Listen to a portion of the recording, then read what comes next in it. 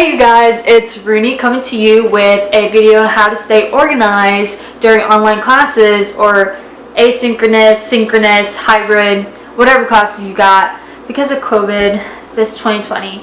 So, keeping this short, this intro short, so let's get this video rolling. Okay, to get this started for how to stay organized for online classes this 2020 is tip number 1.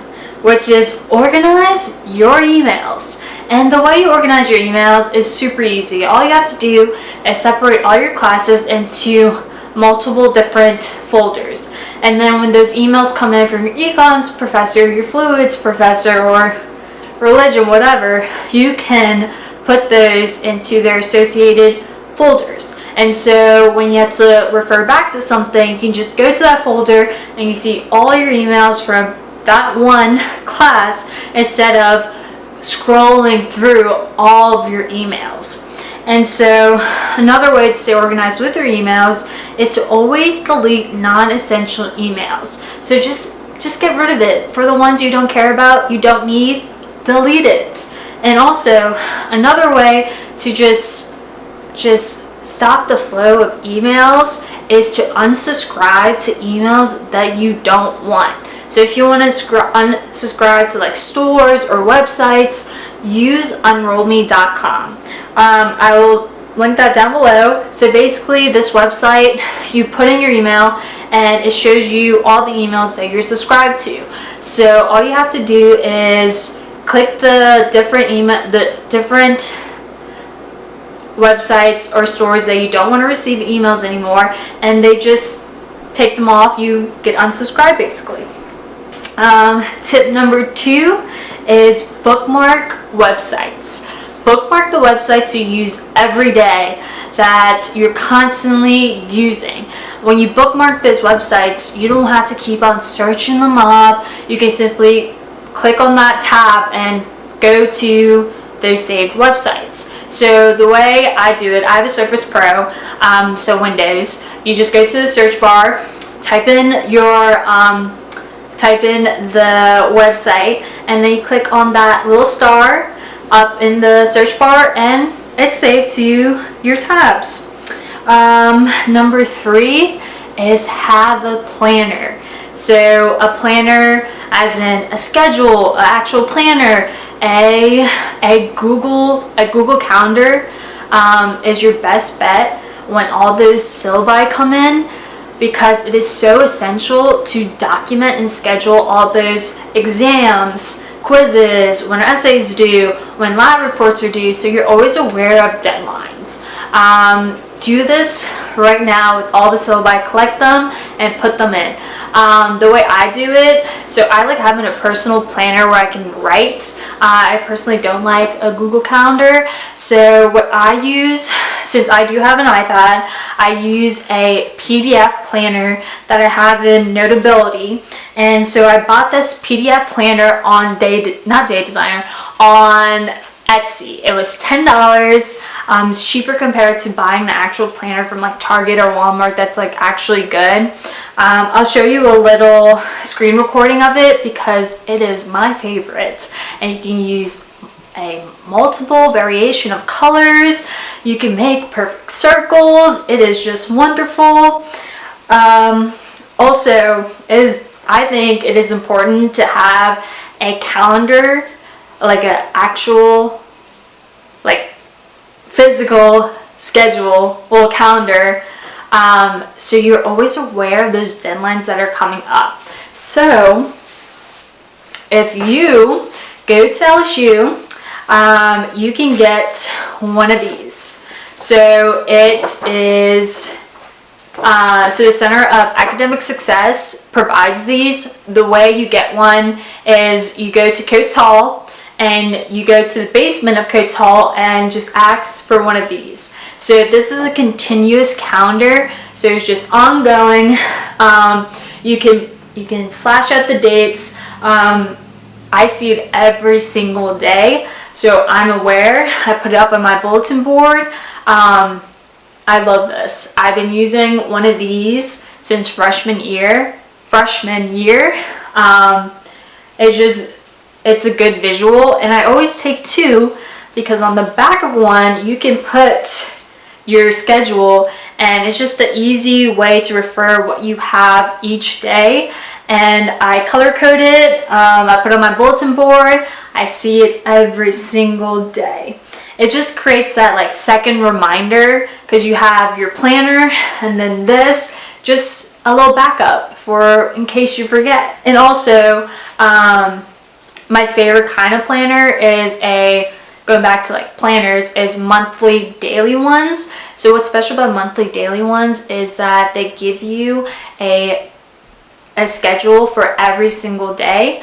So you have time slots. So you can put, at this time I'm going to finish this homework, at this time I'm going to film a YouTube video, at this time I have a meeting. So it just keeps you organized daily, and it helps you manage your time and section your time off to what you're doing. This is how my notability looks like. It's from Etsy, $10. So this is my daily schedule. I wrote down important dates, my class times, and then what I have to do. They give you a week by week, but I don't use that. And then they give you a monthly calendar so you can write down all those important dates. Tip number 4 is to color code. I've been doing this since middle school, and some of y'all probably have too. It just makes it colorful, but not only that, it helps you associate documents. And when I mean like create association between documents, like for instance, I have this schedule, right? This same color coding system is in my planner on my iPad, and then in this calendar too.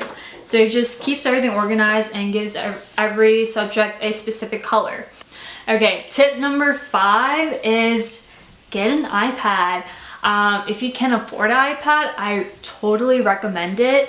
It's just so much easier and more organized, because with online classes, your professors are constantly putting up documents, slides, worksheets, and I'm the kind of person I like to write things out. I'm not a typer, so having an iPad is so easy to download to an app like Notability.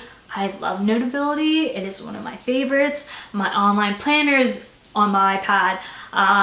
What else is on my iPad? My notebooks, all my syllabi, everything. Every single document that's up, every slide that's up, it is on my iPad. And it's so easy to keep it organized. As I said again, I use Notability. I believe it's such a good investment. So I have the iPad 7th generation. I didn't need the iPad Pro or the iPad Air. I was just using it for school. It is just awesome. It gives me that, I don't know if you remembered the Read It and Weep. It was a Disney movie where the girl had like an electronic diary. Same vibes. The same vibes. Also, it's a way to save paper because I'm not using notebooks or loose paper. It just consolidates everything to this awesome little thing. I love it. Tip number 6 is to prioritize. I know sometimes it may feel like you have so much to do within a week, but just put everything in a list. Number 1, that's something that's due on Monday. Do that first before you do something that's due, let's say, Wednesday. So just take your time, get things done, and just don't like double dip in everything. Like, oh, I'm gonna do a little bit of this and a little bit of that, a little bit of that. Try to complete one task at a time. You know, like finish one thing to go on to another. Tip number 7 is to not procrastinate. It's gonna be super hard with classes that are asynchronous. So classes that are on you, baby, to complete. So like lectures, that's on you. Homework, that's on you, and the professor does not check it. It's gonna beat you in the butt when exams come around, because you have realized that you have not watched any of the lectures, and those accumulate. You have done none of the homework, that accumulates too. So keep in track and create your own schedule for those asynchronous classes. Tip number 8 is to have a Dropbox or a Google Drive. I use a Dropbox. It's a great way to like keep your files. I organized them by classes, and they have subfolders that are divided into exams, quizzes, and notes, and just other and PDF textbooks. It helps you consolidate your information, and also it's a good way to monetize your notes. So if someone's willing to pay you for the notes you took or those past practice exams or quizzes and notes, you can get some money out of it, because people like when things are organized all in one place. And number 9 is exam organization. So after every single exam, consolidate your material into a stack or a file or a folder, so you know what was tested on the exam, because it's fresh in your mind, right? When you first take, well, when you get your test back and all that. So consolidate the materials used for that exam. So it makes it so much easier when finals come around, because you already have everything organized along the way.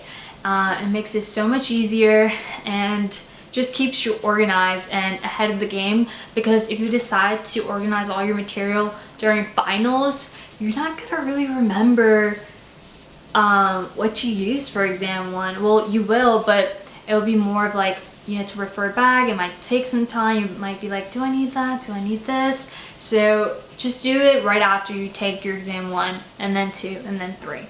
Number 10, if you made it this long, you're the real one. Document Zoom codes and links. So if you're using Zoom this fall, document those codes, the links, because professors are going to be using the same links and codes. So instead of like referring back to like syllabi or emails, you have it all in one document, and it's going to be so much easier and smarter too, because everything's in one place and you just need to go to one place. Okay, so that was the end of my video. If any of these tips helped you, please comment down below, because I want to know the people I've helped.